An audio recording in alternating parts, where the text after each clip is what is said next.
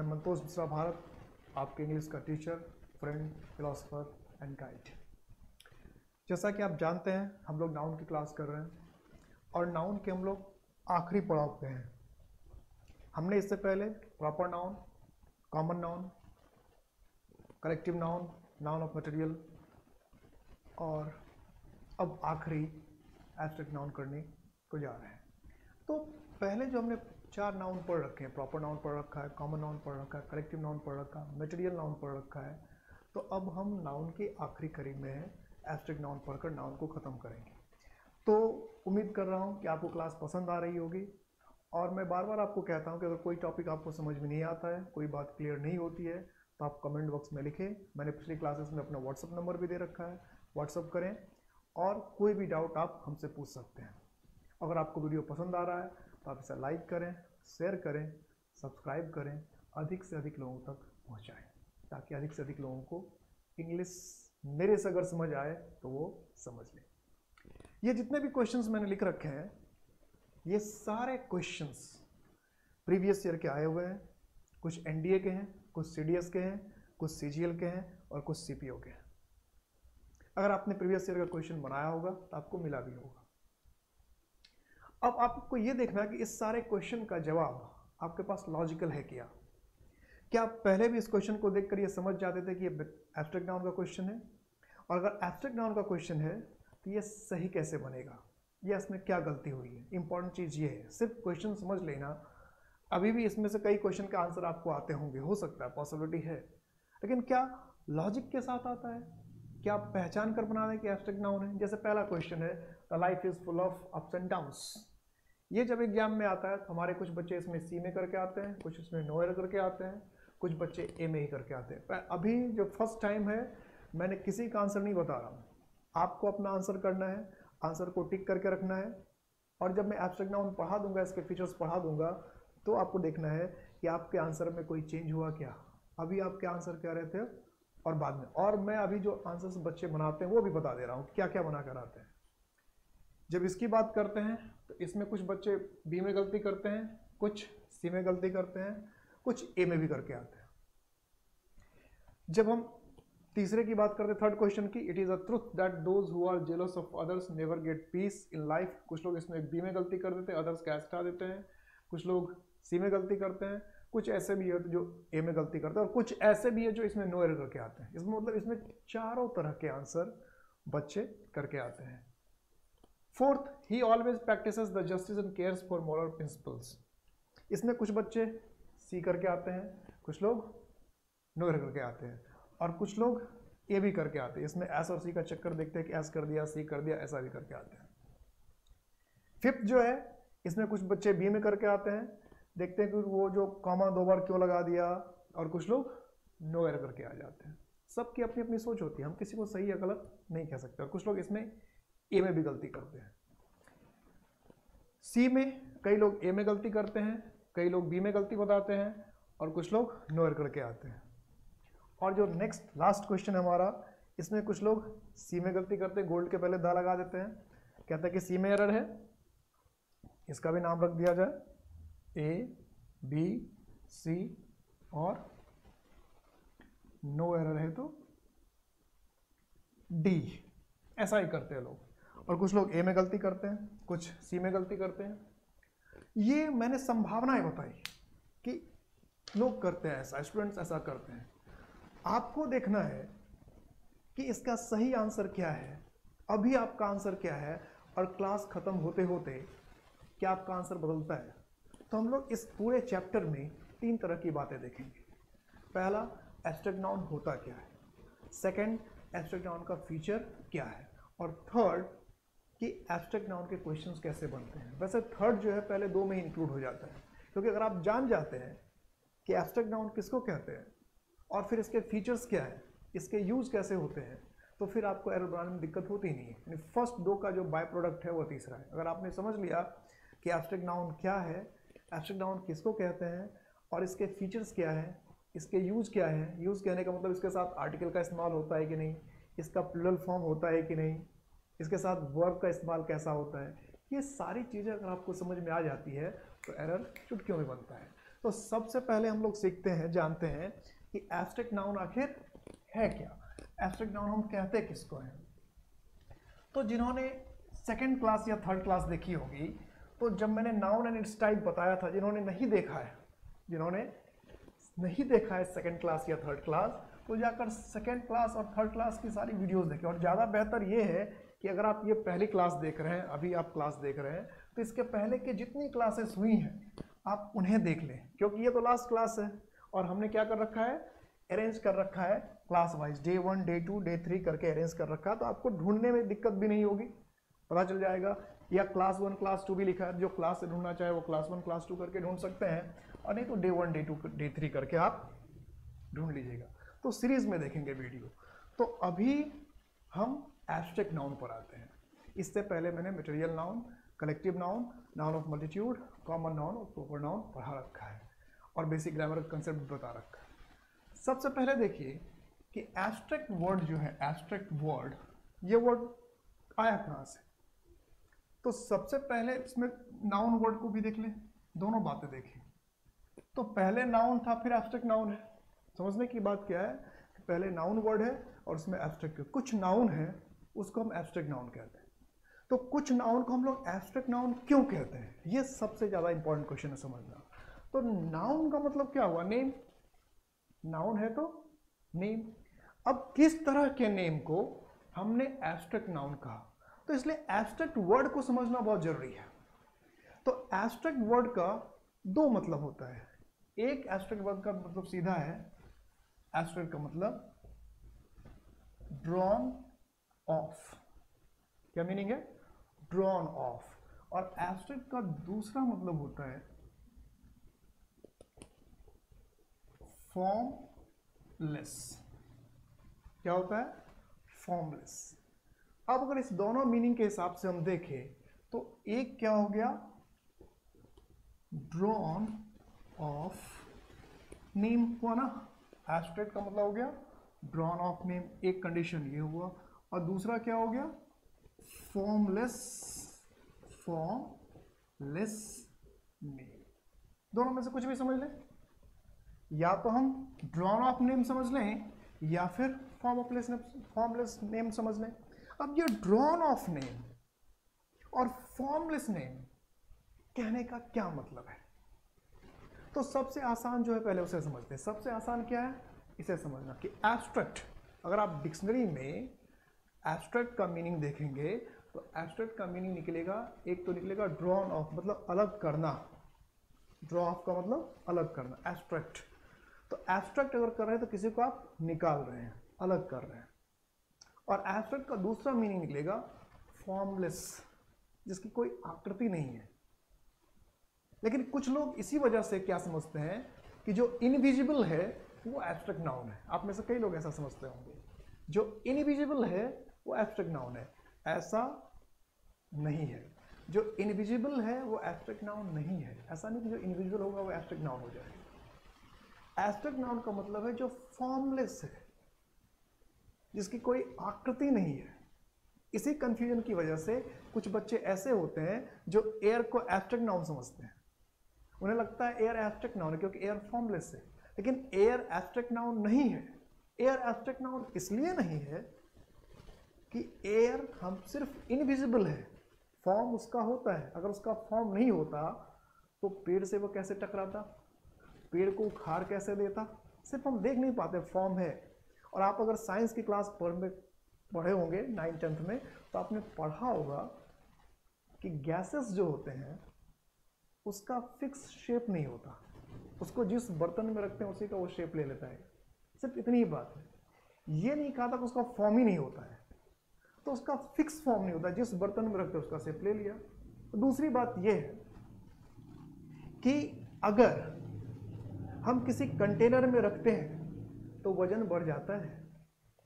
Cylinder भारी क्यों लगता है, गैस ही तो है, फॉर्मलेस है, नहीं होना चाहिए वजन। हम जियोग्राफी में पढ़ते हैं एटमॉस्फेयर भी हम पे प्रेशर डालता है, दबाव डालता है, पास्कल में उसको नापते भी आप। तो एयर जब फॉर्मलेस है, उसकी कोई आकृति ही नहीं है, दबाव कैसे डालता है। तो इनविजिबल है, दिख नहीं रहा है, तो एब्स्ट्रैक्ट नाउन होगा, इस गलतफहमी में नहीं रहना है।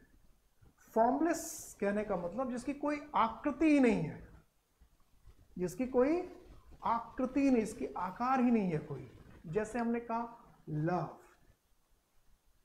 तो लव की कोई आकृति नहीं है, और आपके सीने में बहुत लव है तो आपका वजन ज्यादा हो जाएगा, ऐसा कुछ नहीं है।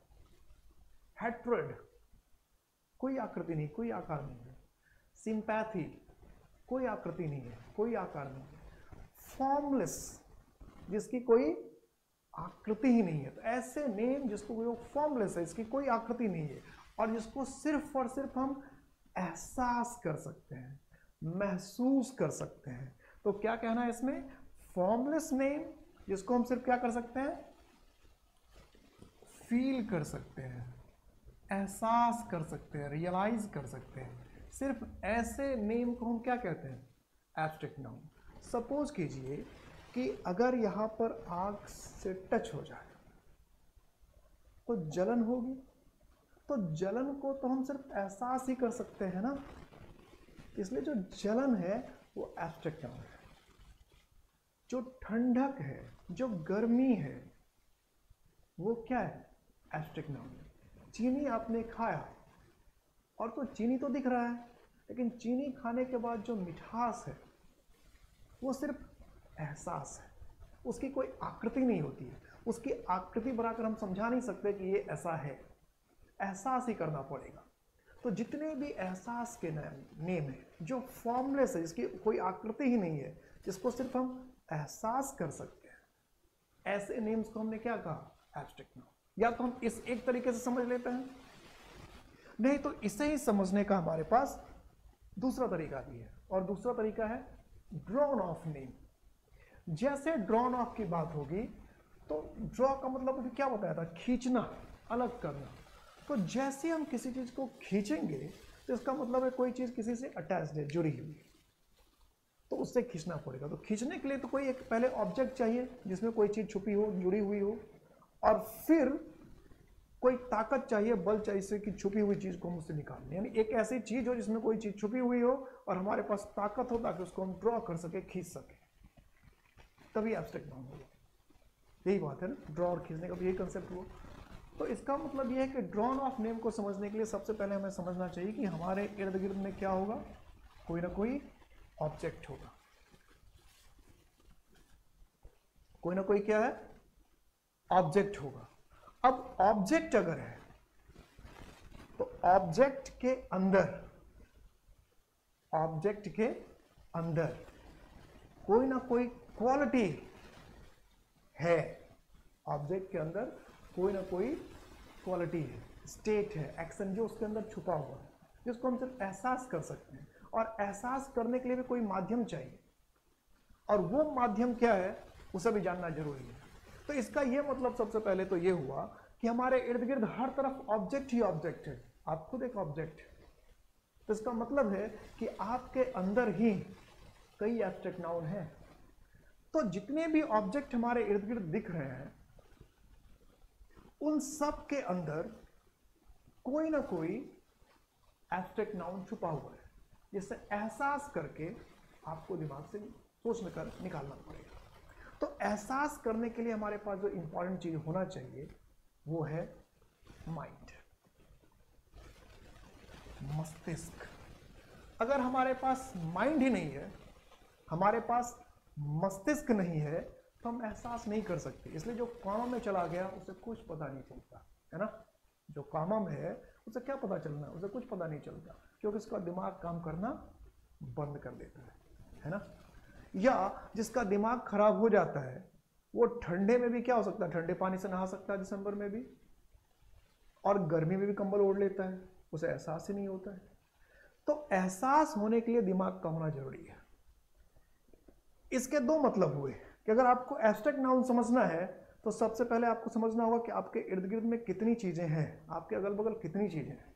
जितनी भी चीजें हैं सब में एब्स्ट्रैक्ट नाउन है। और सेकंड थिंग है कि उस चीज के एब्स्ट्रैक्ट नाउन को समझने के लिए हमारे पास दिमाग होना चाहिए। अब ये तो ताज्जुब की बात है, अगर हमारे पास दिमाग ही ना हो तो फिर तो मुश्किल हो जाएगी। तो सबके पास दिमाग है कि नहीं, पहले तो इसे चेक करना पड़ेगा। वैसे मुझे लगता है कि आप सबके पास दिमाग तो है ही। दिमाग ही एक ऐसी चीज है जो आपके अंदर कूट कूट के ठूस ठूस के भरा हुआ है ना। लेकिन इससे बात ये भी हो जाती है कि एब्स्ट्रैक्ट नाउन अगर आपको समझ में नहीं आ रहा तो एब्स्ट्रैक्ट नाउन अगर आपको समझ में नहीं आ रहा है तो इसका मतलब ये हो सकता है कि टॉप फ्लोर खाली हो। लेकिन ऐसा होता नहीं है कि इंसान का टॉप फ्लोर खाली हो। भगवान ने जिसको भी भेजा है टॉप फ्लोर को पूरे ठीक ढंग से तैयार करके भेजा है। तो एब्स्ट्रैक्ट नाउन को समझने के लिए हमारे इर्द गिर्द ऑब्जेक्ट होना चाहिए और हमारे पास दिमाग होना चाहिए। तो सबसे पहले दिमाग का टेस्ट होगा कि आपके पास दिमाग है कि नहीं। अब सोचो मैं यहां से कैसे टेस्ट लूंगा आपके दिमाग का, अभी छोटा सा टेस्ट लूंगा, सबका पता चल जाएगा किसके पास दिमाग है कि नहीं। अब देखिए ये जो ऑब्जेक्ट है, इस ऑब्जेक्ट पर मैं ऐसा कर रहा हूं, कुछ पता चल रहा है आपको? या मैंने ऐसा किया, ऐसे, कुछ पता चला? अगर आपके पास दिमाग है तो आपको पता चल गया, और दिमाग नहीं है तो नहीं पता चला। यानी जिसको अभी तक नहीं पता चला, क्या करूं मैं उसका, क्या होगा उसका? तो छुआ मैंने, पता आपको चल गया कि इसमें सॉफ्टनेस है। जब मैंने यूं ही किया तो आप छू में रहा था और एहसास आप कर रहे थे, आपको पता चल रहा था कि इसमें सॉफ्टनेस है। या जब मैंने ऐसे किया तो इसमें हार्डनेस है, छू में रहा था और पता आपको चल रहा था। इसका मतलब ये है कि आपका दिमाग काम कर रहा था। लेकिन जिसको पता नहीं चल रहा था कि हार्डनेस सॉफ्टनेस है इसमें, उसका क्या किया जाए? लेकिन उसको भी अब समझ में आ गया, ये बात थी, हार्डनेस और सॉफ्टनेस था। तो अब ये जो हार्डनेस और सॉफ्टनेस है ये तो इस ऑब्जेक्ट के अंदर में। अब कोई हार्डनेस या सॉफ्टनेस को आपको दिखाने के लिए कहेगा तो आप कैसे दिखा सकते हैं? नहीं दिखा सकते हैं। तो इसमें जो हार्डनेस है, ये हार्डनेस तो इस हड्डी में भी है, इसको छुआ तो वैसा ही एहसास हो रहा है। या ये हार्डनेस तो इस मार्कर में भी है ना। तो ये जो हार्डनेस है ये इस मार्बल में भी था, ये इस संगमरमर में भी है, ये इस पेन के कैप में भी है, ये इस हड्डी में भी है, इस प्लास्टिक में भी है, इस दीवार में भी, अगर कहीं दीवार है तो दीवार में भी है। तो हार्डनेस वर्ड तो किसी दीवार के अंदर है ना, किसी ऑब्जेक्ट के अंदर है ना। तो आपको पता कैसे चला कि हार्डनेस है या सॉफ्टनेस है? या मिर्ची में जो तीखापन है वो बाहर से छलकता तो नहीं है, चीनी में जो मिठास है वो छलकता तो नहीं है ना। मिठास की वजह से चीनी का वजन बढ़ जाता है, ना बिटरनेस की वजह से मिर्ची का वजन बढ़ता है। तो जब आप खाते हैं तो आपको एहसास होता है तीखापन का, मिठास का। तो एब्स्ट्रैक्ट नाउन जो है वो एहसास करने की चीज है, और वो एहसास कहां से होता है? दिमाग से होता है। तो हमारे इर्द गिर्द जितनी भी चीजें हैं सबके अंदर कोई ना कोई एब्स्ट्रैक्ट नाउन छुपा हुआ है, जिसको हम दिमाग से क्या करते हैं? एहसास करते हैं। दिमाग से एहसास कर, अगर दिमाग ना हो तो एहसास नहीं करेंगे, ये बात ध्यान रखिएगा। तो आप ये देखिए कि आपके इर्द गिर्द जितने भी ऑब्जेक्ट हैं उसमें से आप क्या एहसास कर सकते हैं, उसके अंदर क्या एब्स्ट्रैक्ट नाउन हो सकता है। हर ऑब्जेक्ट के अंदर कोई ना कोई एब्स्ट्रैक्ट नाउन है जिससे आपको एहसास करना पड़ेगा, क्योंकि आपके पास दिमाग है। क्योंकि इसमें बार बार दिमाग लगाना पड़ता है और स्टूडेंट ये चाहते हैं कि बिना दिमाग लगाए बात बन जाए, इसलिए टीचर को और ज़्यादा डिटेल में बताना पड़ता है कि ज़्यादा दिमाग लगाए हुए भी काम चल जाए। तो आपके पास अगर दिमाग है, ठीक ठाक दिमाग है, अपना दिमाग लगा कर आप ढूंढना चाहते हैं, जितनी भी चीज़ों को आप एहसास कर सकते हैं वो सारे के सारे एब्स्ट्रैक्ट नाउन है। और ड्रॉन ऑफ वर्ड का अब मतलब समझते हैं। तो ड्रॉन ऑफ का मतलब क्या हुआ कि ये एक ऑब्जेक्ट है, इसके अंदर एब्स्ट्रैक्ट नाउन है, इसको हमने क्या किया? ड्रॉ ऑफ किया। और कहाँ से ड्रॉ ऑफ किया? माइंड से। अब वो हार्डनेस जो आया इस ऑब्जेक्ट के अंदर है, तो हार्डनेस इसका हेरिडिटरी नहीं हो गया, इसका इसी का नहीं हो गया, इसने पैटर्न नहीं करवा लिया। इसको भी हमने टच किया और वैसा ही हुआ तो इसको भी हार्डनेस ही कहा। या हमने इसको टच किया और वैसा ही लगा तो हमने इसको भी हार्डनेस ही कहा। तो इसलिए ड्रॉन ऑफ नेम मतलब क्या कि हार्डनेस इस ऑब्जेक्ट में भी हो सकता है, हार्डनेस इस ऑब्जेक्ट में भी हो सकता है, हार्डनेस इस ऑब्जेक्ट में भी हो सकता है। तो हार्डनेस क्या हो गया? जो ऑब्जेक्ट के अंदर है, और उसको जब हम कंसीडर करते हैं तो ये नहीं बताते कि वो किस ऑब्जेक्ट का हार्डनेस है। बस हमने हार्डनेस समझ लिया, अच्छा हार्डनेस एक एहसास है, वह एहसास जहां भी होगा हम उसको हार्डनेस कह देंगे। ये जरूरी नहीं कि हम कहेंगे कि ये लकड़ी का हार्डनेस है, ये प्लास्टिक का हार्डनेस है, ये स्टील का हार्डनेस है, ये सैंड का हार्डनेस है, ये आयरन का हार्डनेस है, ऐसा कहने की हमें जरूरत नहीं है। हार्डनेस समझ गए हम, हड्डी का हार्डनेस है, पेन का हार्डनेस है, चेयर का हार्डनेस है, ये नहीं कहते। तो हार्डनेस क्या समझने की चीज होगी कि हार्डनेस हमेशा किसी ना किसी ऑब्जेक्ट में होगा, लेकिन हमें जब हार्डनेस बताना है तो ऑब्जेक्ट बताने की जरूरत नहीं है। समझ में आ गई बात? जैसे हमने कहा जिंदगी, तो इंसान जिंदा है तो जिंदगी है, जिंदगी तो कहीं नहीं दिखती। हम कह रहे हैं जिंदगी चल रही है, जिंदगी कट रही है, तो किसी की जिंदगी दिख रही है क्या? हम सिर्फ ये जानते हैं कि इंसान जिंदा है तो जिंदगी है, इंसान जिंदा है तो जिंदगी है, इतनी बात है। जिंदगी तो दिखती नहीं, कहीं नहीं दिखती, इंसान जिंदा दिखता है, तो जिंदगी क्या हुआ? एब्स्ट्रैक्ट नाउन हो गया। समझ में आ गई बात? तो इंसान जिंदा है इसलिए जिंदगी है, इंसान मर गया इसलिए मौत है। तो जिंदगी मौत नहीं दिखती, ये सिर्फ एहसास है, ये सिर्फ एहसास है। तो abstract noun drawn of noun इसलिए है कि यह ऑब्जेक्ट के अंदर कोई क्वालिटी होता है, कोई बात होती है, उसको हम ऑब्जेक्ट से अलग कंसीडर करते हैं, ड्रॉ ऑफ करके कंसीडर करते हैं। जैसे ब्यूटी कह रहे हैं हम, सुंदरता, तो किस चीज की सुंदरता ये बताना जरूरी नहीं, हम सुंदरता समझ लेते हैं किसी न किसी ऑब्जेक्ट की सुंदरता, कोई ना कोई ऑब्जेक्ट है जो सुंदर होगा, है ना। सिंपैथी, तो सिंपैथी हम देखते ही समझ जाते हो, किसी ना किसी के दिल में होगा, कोई ना कोई इंसान का ये क्या है, अंदर के भाव है। समझ में आ गई बात?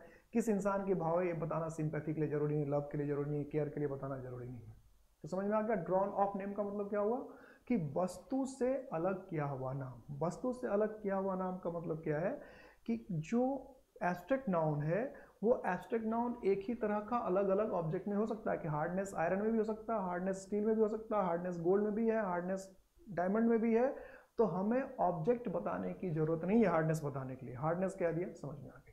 समझ में आ गया ड्रॉन ऑफ नेम का नाम, कि अलग किया हुआ नाम। तो अब ऑब्जेक्ट में हम क्या देखें कि हमें पता चल जाए कि ये एब्स्ट्रैक्ट नाउन है। हमने कहा कि ऑब्जेक्ट के अंदर छुपा होगा, आप दिमाग लगाइए। तो दिमाग हम कहाँ लगाएं? छोटा सा दिमाग है, कहाँ लगा दें?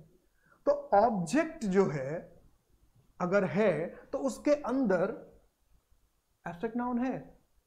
तो ऑब्जेक्ट की आपको देखनी है क्वालिटी, स्टेट और एक्शन। इसलिए जो बचपन में आपने डेफिनेशन याद किया होगा वो याद किया होगा, an abstract noun is the name of quality, state और action apart from the object. ठीक है, क्वालिटी, स्टेट और action apart from the object, मतलब हो गया ना कि एब्स्ट्रैक्ट नाउन जो क्वालिटी, स्टेट और एक्शन का नाम है, ऑब्जेक्ट से अलग। हार्डनेस है तो हार्डनेस बताने के लिए ऑब्जेक्ट की जरूरत नहीं है, सॉफ्टनेस है तो सॉफ्टनेस बताने के लिए ऑब्जेक्ट की जरूरत नहीं है। तो हार्डनेस, सॉफ्टनेस, वीकनेस, ये सारे के सारे क्या है? एब्स्ट्रैक्ट नाउन है।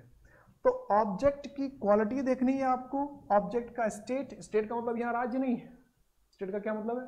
अवस्था। और एक्शन, एक्शन का मतलब काम, एक्शन का मतलब क्या है? काम। तो अब हम इसके एग्जाम्पल लेकर देखते हैं, एग्जाम्पल लेकर देखते हैं कि अगर हम कह रहे हैं क्वालिटी, हम क्या कह रहे हैं? क्वालिटी। तो क्वालिटी में क्या आ गया? जैसे हमने कहा काइंडनेस, तो ये क्या है? क्वालिटी है। हमने कहा हार्डनेस, ये क्या है? क्वालिटी है। हमने कहा सॉफ्टनेस, ये क्वालिटी है। हमने कहा वीकनेस, ये क्या है? क्वालिटी है। ठीक है। हमने कहा ब्राइटनेस, ये क्वालिटी है। तो जितने भी क्वालिटी हैं सब के सब क्या है? एब्स्ट्रैक्ट नाउन है। क्लियर है? इसके बाद क्या क्या रखा है?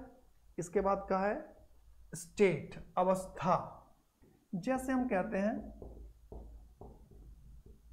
ब्रदरहुड, तो ब्रदरहुड का मतलब क्या? भ्रातृत्व। या हमने कहा मदरहुड, या हम कहते हैं सिस्टरहुड। ये सब क्या है? अवस्था ही तो है। हमने कहा गरीब, तो हमने कहा गरीबी, पॉवर्टी, अवस्था ही तो है। बुढ़ापा, जवानी, ये सब क्या है? एब्स्ट्रैक्ट नाउन है। हमने कहा यूथ, यूथ का मतलब क्या है? जवानी। ही इज इन यूथ का मतलब क्या? वो जवानी में है। यूथ युवकों के लिए भी इस्तेमाल होता है तो अलग नाउन हो जाएगा। तो जो अवस्था का नाम है, किसका नाम है? अवस्था। स्टेट। तो ऐसा नेम जो किसी क्वालिटी का, और क्वालिटी का मतलब सिर्फ मेरिट नहीं समझना है, क्वालिटी का मतलब मेरिट भी, डिमेरिट भी, अच्छाई भी, बुराई भी। तो जो क्वालिटी का नाम है, स्टेट का नाम है, और साथ साथ क्या कह सकते हैं, एक्शन। जैसे हमने कहा चोरी, तो चोरी का इंग्लिश क्या है, थेफ्ट। तो चोरी करना एक काम है और उस काम का नाम है चोरी। तो चोरी काम का नाम है, इसलिए एब्स्ट्रैक्ट नाउन होगा। चोरी करना एक्शन है, वर्ब है। चोरी करना एक्शन है, काम है, इसलिए वर्ब है। और इस चोरी करना काम का नाम क्या है, चोरी। तो चोरी और चोरी करना, चोरी नाउन है, नाउन में एब्स्ट्रैक्ट नाउन है, इसलिए एब्स्ट्रैक्ट नाउन है क्योंकि ये किसी एक्शन का नाम है, और एक्शन कौन सा है, चोरी करना। ठीक है, या हमने कहा डकैती, या आप कहते हैं मोशन, ये सब क्या है, एब्स्ट्रैक्ट नाउन है। आप कहते हैं ग्रोथ, ग्रोथ क्या है, वृद्धि। तो ग्रो करना क्या है, वर्ब है। ग्रो करना क्या है, वर्ब है। तो ग्रोथ क्या हुआ, वृद्धि, नाउन। ठीक है, तो आप देख रहे हैं कि अगर किसी क्वालिटी का नाम है तो भी क्वालिटी एब्स्ट्रैक्ट नाउन नहीं है, क्वालिटी का नाम। ठीक है, स्टेट अवस्था, तो अवस्था का नाम, स्टेट का नाम, ब्रदर तो ब्रदरहुड एब्स्ट्रैक्ट नाउन है। और एक्शन वर्क काम, तो काम का नाम क्या है, एब्स्ट्रैक्ट नाउन है। इन चीज को अगर आप गौर से देखें तो आप ध्यान रख सकते हैं, आप समझ सकते हैं एब्स्ट्रैक्ट नाउन क्या होता है, क्वालिटी, स्टेट और एक्शन का नाम है। ठीक है, एब्स्ट्रैक्ट नाउन क्या है, क्वालिटी। अगर आप डिफाइन करना चाहते हैं, कोई लिखना चाहता है तो वो लिख ले कि abstract noun is the name of quality, state और action apart from the object to which it belongs. कि एब्स्ट्रैक्ट नाउन क्या है, क्वालिटी, स्टेट और एक्शन का नाम है किसी ऑब्जेक्ट का, जिसको ऑब्जेक्ट से लेना देना नहीं है, जिसको हम ऑब्जेक्ट से अलग कंसिडर करते हैं। ये आप हिंदी में लिखना चाहे हिंदी में लिख लें, और इंग्लिश में लिखना चाहते इंग्लिश में लिख लें। क्या हुआ, मैंने कहा कि एब्स्ट्रैक्ट नाउन क्वालिटी, स्टेट और एक्शन का नाम है जिसको ऑब्जेक्ट से कोई लेना देना नहीं है। रहता ऑब्जेक्ट में ही है लेकिन ऑब्जेक्ट से लेना देना नहीं है। रहता ऑब्जेक्ट में ही है लेकिन इसको ऑब्जेक्ट से अलग हम कंसिडर करते हैं। जब इसकी बात करते हैं तो फिर किस ऑब्जेक्ट का है ये बताने की हमें जरूरत नहीं है, लेकिन रहता हमेशा ऑब्जेक्ट में। इसलिए हमेशा आपको ध्यान रखना है कि आपके इर्द गिर्द अगर कोई ऑब्जेक्ट है तो एब्स्ट्रैक्ट नाउन है, ऑब्जेक्ट है तो एब्स्ट्रैक्ट नाउन है, उसे आप एहसास करें तो आपको एब्स्ट्रैक्ट नाउन का पता चल जाएगा। तो ऑब्जेक्ट के अंदर का क्वालिटी, ऑब्जेक्ट का नंबर के अंदर का स्टेट और एक्शन। अब यहां से अगर आप एग्जाम देंगे तो यहां से क्वेश्चन बनता है। उस क्वेश्चन पर आने से पहले मैं आपको ये बता दूं कि अगर आप इन सारे एग्जाम्पल को देखें तो एक चीज पता चलता है कि काइंड में कुछ हमने ऐड किया है तो काइंडनेस बना है, हार्ड में कुछ ऐड किया तो हार्डनेस बना है, थीप पहले से था उसी से थेफ्ट बना है, मूव पहले से था उसी से मोशन बना है, ग्रो पहले से था इसी से ग्रोथ बना है, मदर पहले से है तभी मदरहुड है, ब्रदर पहले से है तो ब्रदरहुड बना। तो इससे क्लियर क्या हो रहा है, तो इससे ये क्लियर हो रहा है कि एब्स्ट्रैक्ट नाउन को हम कहीं ना कहीं से बना सकते हैं, किसी ना किसी तरह से इसको ला सकते हैं कहीं से, क्योंकि क्वालिटी का नाम है, स्टेट का नाम है, एक्शन का नाम है। तो इसका मतलब ये है कि एब्स्ट्रैक्ट नाउन कहीं ना कहीं से ड्रॉ हो सकता है। कैसे, इसको और मैं क्लियर कर रहा हूं। जैसे क्वालिटी का नाम है, क्वालिटी का मतलब क्या हो, अगर आप बचपन की बात को याद करें, थोड़ी सी अभी भी याद करें, तो जैसे क्वालिटी आता है तो आपके दिमाग में क्या जाता है कि एडजेक्टिव। क्वालिटी के आते ही आपके दिमाग में क्या आएगा, एडजेक्टिव। तो इसका मतलब ये है कि हमारे पास अगर एडजेक्टिव है तो इसमें थोड़ा बहुत चेंज करके हम एब्स्ट्रैक्ट नाउन बना सकते हैं, क्योंकि क्वालिटी का नाम ही तो एब्स्ट्रैक्ट नाउन है। तो क्वालिटी का नाम ही अगर एब्स्ट्रैक्ट नाउन है तो जितने भी क्वालिटी उसका नाम रखा। अब काइंड भी वर्ड है, काइंडनेस भी वर्ड है, तो काइंड किसी का नाम नहीं है लेकिन काइंडनेस क्वालिटी का नाम है। समझना, ये काइंड किसी का नाम नहीं है लेकिन काइंडनेस काइंड के क्वालिटी का नाम है। ठीक है, काइंड होने की क्वालिटी को क्या कहते हैं, काइंडनेस। तो इसका मतलब काइंड एडजेक्टिव है, ये किसी का नाम नहीं है। लेकिन जैसे हमने कहा काइंडनेस, तो ये क्या हो गया, एब्स्ट्रैक्ट नाउन। ये काइंडनेस एक क्वालिटी का नाम है। ठीक है। यदि काइंड एडजेक्टिव है और काइंडनेस नाउन है, तो हमारे पास अगर एडजेक्टिव है तो हम एब्स्ट्रैक्ट नाउन बना सकते हैं। जैसे हम कह रहे हैं हाई, हाई का मतलब क्या हो गया, ऊंचा, तो हाई से हम लोग क्या बनाते हैं, हाइट, ये नाउन हो गया, हाई हो गया ऊंचा और हाइट हो गया नाउन। हम कहते हैं लॉन्ग, ये भी एडजेक्टिव है, इससे हमने बना दिया लेंथ, एब्स्ट्रैक्ट नाउन हो गया। हमने कहा इंटेलिजेंट, तो इंटेलिजेंट क्या एडजेक्टिव है, बुद्धिमान, इससे हमने बना दिया इंटेलिजेंस। वाइज, बुद्धिमान, इससे हमने बना दिया विजडम। क्लियर है। तो अगर हमारे पास एडजेक्टिव है तो उस एडजेक्टिव से हम एब्स्ट्रैक्ट नाउन बना लेते हैं। हमारे पास अगर एडजेक्टिव है तो एडजेक्टिव से हम एब्स्ट्रैक्ट नाउन बना, से वाइड, चौड़ा, तो चौड़ाई, चौड़ाई। अब इसमें कई बच्चे सवाल ये कर देते हैं कि आप तो कह रहे थे फॉर्मलेस, लेकिन लंबाई चौड़ाई तो दिखती है, तो फॉर्मलेस कैसे हुआ।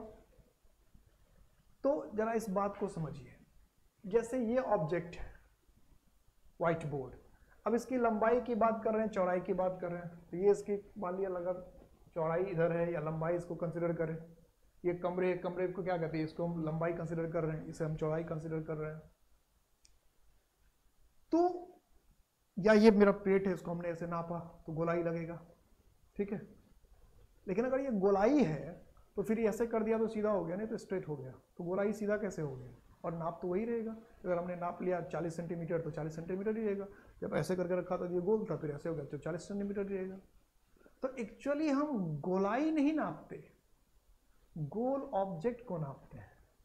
गोलाई तो इसके शेप की आकृति है, तो ये सिर्फ हम ऐसा शेप है तो इसको गोल हमने कहा, तो नापा जाता है गोल ऑब्जेक्ट को। अगर हमें नापना है तो हम इस व्हाइट बोर्ड को लंबाई चौड़ाई तो हम नाम कहते हैं, इधर की लंबाई लंबाई है, इधर की चौड़ाई कर दिया, इसी को अगर आप पलट देंगे तो लंबाई है वो चौड़ाई हो जाएगा, चौड़ाई जो लंबाई हो जाएगा, ऊंचाई गहराई में बदल जाएगी, या कुछ ऐसा ही कुछ और बदल सकता है। तो हम जैसे कि इसकी हाइट कहते हैं, तो हाइट को हम नहीं नाप रहे हैं, क्योंकि हाइट तो इसमें भी है। अगर हम ये छोटा ऑब्जेक्ट बनाते हैं, हाइट इसमें भी है, हमने ये जो ऑब्जेक्ट लंबा किया, हाइट इसमें भी है, इसमें भी हाइट है, सबकी हाइट अलग अलग है ना। तो नाप हम एक्चुअली हाइट को नहीं रहे, ऑब्जेक्ट को नाप रहे हैं, इसलिए बदल रहा है हाइट अलग अलग, कि ऑब्जेक्ट को हम नाप रहे हैं तो हाइट, नहीं तो हाइट होती एक जैसी होती, तो अलग अलग ऑब्जेक्ट को नापा जा रहा है, इसलिए अलग अलग हाइट आ जा रहा है। इसकी हाइट अलग हम एहसास कर चाहिए, ज़्यादा लंबा है तो इसकी हाइट ज़्यादा है, ये ज़्यादा चौड़ा है तो इसकी गोलाई ज़्यादा है, ये कम गोला है तो इसकी गोलाई कम है, तो गोल कम या ज़्यादा है, ठीक है। इसलिए हम ये मान लेते हैं कि गोलाई भी कम हो ज़्यादा, हमें लगता है कि होता भी ऐसा ही है। तो ध्यान ये रखना है कि हम लंबाई चौड़ाई और गोलाई को नहीं नापते, हम लंबे चौड़े और गोल ऑब्जेक्ट को नापते हैं, लंबे चौड़े और गोल ऑब्जेक्ट को नापते हैं। तो kind, high, long, intelligent, wise, word सबसे क्या बन गया, एब्स्ट्रैक्ट नाउन बन गया। तो हम इसका मतलब ये है कि अगर हमारे पास एडजेक्टिव है तो हम एब्स्ट्रैक्ट नाउन बना सकते हैं। दूसरा था स्टेट, तो इससे ये पता चलता है कि अगर हमारे पास कोई नाउन है तो उससे भी हम एब्स्ट्रैक्ट नाउन बना सकते हैं। अगर हमारे पास नाउन है तो उससे भी हम एब्स्ट्रैक्ट नाउन बना सकते हैं। जैसे सपोज किंग, तो किंग से हमने क्या बना दिया, किंगडम, नाउन था। जैसे आपने बनाया था ब्रदर, तो ब्रदर नाउन है, इससे भी आपने क्या बना दिया, ब्रदरहुड। हीरो नाउन है, इससे हमने क्या बना दिया, हीरोइज्म। टेरर अपने आप में एब्स्ट्रैक्ट नाउन है, इससे हमने क्या बना दिया, टेररिज्म। समझना की बात। तो अगर हमारे पास अगर नाउन है तो उस नाउन को भी चेंज करके हम एब्स्ट्रैक्ट नाउन बना सकते हैं। अगर उस नाउन से अवस्था से बात हो रही है, मातृत्व है, भातृत्व है, भाईचारा है, राष्ट्रवाद है, या आतंकवाद है, या वीरवाद है, या वीरता है, तो अगर हमारे पास नाउन है तो उसमें चेंज करके हम एब्स्ट्रैक्ट नाउन बना सकते हैं। उसकी वजह क्या है कि ऑब्जेक्ट तो पहले से है और ऑब्जेक्ट के अंदर एब्स्ट्रैक्ट नाउन है, तो ऑब्जेक्ट तो कोई ना कोई नाउन होगा ही ना, तो हो सकता है कि नाउन से भी क्या है, एब्स्ट्रैक्ट नाउन बन सकता है, इसमें कोई बात नहीं। हमने कहा इंडिया से इंडियनिज्म कहते हैं कि नहीं। तो अगर हमारे पास नाउन है, इतने ज़्यादा एग्जाम्पल मैं एब्स्ट्रैक्ट नाउन को इसलिए दे रहा हूँ कि अभी तो थोड़ी देर पहले मैंने ही कहा था कि एब्स्ट्रैक्ट नाउन में लोग को दिमाग लगाना पड़ता है, इसलिए बच्चे कभी कभी डर जाते हैं। तो मैं आपके पास इतना एग्जाम्पल दे देना चाहता हूँ एब्स्ट्रैक्ट नाउन के कि आपको एब्स्ट्रैक्ट नाउन देखते ही समझ में आ जाए कि एब्स्ट्रैक्ट नाउन है, देखते ही समझ में आ जाए कि एब्स्ट्रैक्ट नाउन है। तो नाउन से भी, और एग्जाम के क्वेश्चन की मैं बात कर रहा था, तो एग्जाम के में क्वेश्चन में क्या करता है कि जहाँ किंगडम होना चाहिए वहाँ किंग लिख देता है, और जहाँ किंग होना चाहिए वहाँ किंगडम लिख देगा। सपोज कि जहाँ इंटेलिजेंस होना चाहिए वहाँ इंटेलिजेंट लिखा रहता है, जहाँ लॉन्ग होना चाहिए वहाँ लेंथ लिख देता है, जहाँ लेंथ होना चाहिए वहाँ लॉन्ग लिख देता है, और हमें पता ही नहीं चलता है, क्योंकि हमें लगता है लॉन्ग में क्या गलती ढूंढे, लॉन्ग तो ठीक ही होगा, लेंथ में क्या गलती ढूंढी, विजडम है तो ठीक ही होगा। लेकिन सेंटेंस को जब आप गौर से पढ़ेंगे तो आप पाएंगे कि जहाँ ग्रोथ होना चाहिए वहाँ ग्रो रहता है, जहाँ ग्रो होना चाहिए वहाँ ग्रोथ होता है। जब यही बात जब एक्सप्लेनेशन में कहीं लिखा रहता है यहाँ ग्रो की जगह ग्रोथ होगा तो आपको समझ में नहीं आती है। तो अगर ये चैप्टर ठीक से क्या रहेगा, ये टॉपिक ठीक से क्या रहेगा, तो आप समझ जाएंगे क्यों ग्रो की जगह ग्रोथ हुआ। तो जहाँ नाउन की जरूरत है वहाँ नाउन ही आएगा ना, जहाँ वर्ब की जरूरत है वहाँ वर्ब होगा, तो उस सेंटेंस में जरूरत होगी नाउन की। अब हम कहना चाहते हैं ऊंचाई, और लिख दिया ऊंचा, तो हम ये नहीं कह सकते, हम कह सकते हैं वह ऑब्जेक्ट ऊंचा है, हम ये तो नहीं कह सकते वह ऑब्जेक्ट ऊंचाई है। समझ आ रही बात। हमें अगर हिंदी में कहना तो हम क्या कहेंगे, वह वस्तु ऊंचा है, हम ये तो नहीं कहेंगे वह वस्तु ऊंचाई है। तो ऐसे ही सेंटेंस हो जाता है, यह वृद्धि है। तो हमें देखना पड़ेगा कि हमारे वर्ड में नाउन चाहिए, हमारे सेंटेंस में नाउन चाहिए कि वर्ब चाहिए। ये बात हम समझ नहीं पाते हैं तो दिक्कत हो जाती है। तो आपको अब ध्यान रखना पड़ेगा एब्स्ट्रैक्ट नाउन की गलती, चूंकि एब्स्ट्रैक्ट नाउन ही दिखता नहीं है तो एब्स्ट्रैक्ट नाउन की गलती को ढूंढना और मुश्किल हो जाता है। नहीं, और सब नाउन को नाउन दिख ही जाते हैं, लेकिन एब्स्ट्रैक्ट नाउन तो खुद नहीं दिखता, खुद छुपा रहता है, तो एरर ढूंढना और मुश्किल हो जाता है। इसलिए एब्स्ट्रैक्ट नाउन को ठंडे दिमाग समझना होता है, अच्छी तरह समझना होता है। तो बात कर रहे थे हम लोग कि नाउन से एब्स्ट्रैक्ट नाउन बनाए, एडजेक्टिव से एब्स्ट्रैक्ट नाउन बनाया। इसी तरह से हम चाहे तो वर्ब से भी एब्स्ट्रैक्ट नाउन बना सकते हैं। इसके भी आपके पास एग्जाम्पल आ चुके हैं कि वर्ब से भी क्या बनता है, एब्स्ट्रैक्ट नाउन बनता है। अब वर्ब से जो एब्स्ट्रैक्ट नाउन बनता है उसका एग्जाम्पल हम देखते हैं कि वर्ब से एब्स्ट्रैक्ट नाउन कैसे बनता है। जैसे हमने कहा मूव, तो मूव से क्या हुआ, मूवमेंट, या हमने क्या लिखा, मोशन। जैसे हम कहते हैं रोटेट, तो रोटेट से क्या हो गया, रोटेशन। जैसे हमने कहा डिस्क्राइब, तो डिस्क्राइब से क्या हो गया, डिस्क्रिप्शन। ठीक है, अभी आपने क्या लिखा था,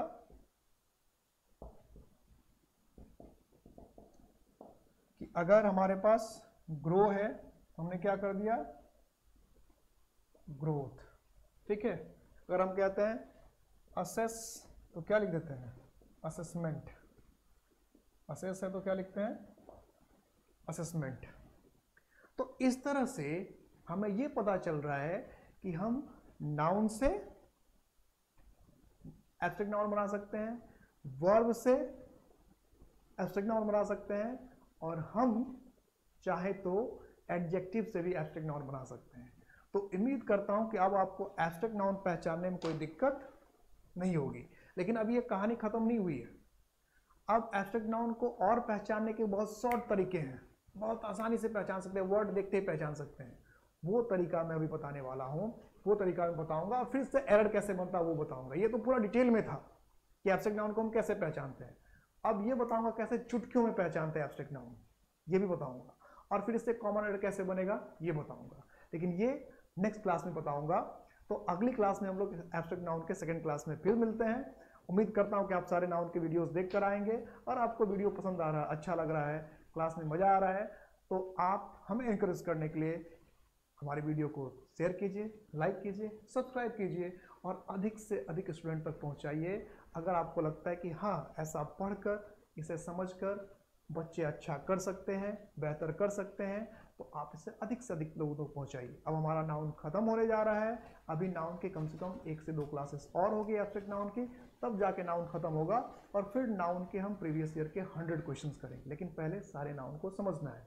तो नेक्स्ट क्लास में एब्स्ट्रैक्ट नाउन को चुटकियों में पहचानने के रूल के साथ मिलते हैं। Till then, take care.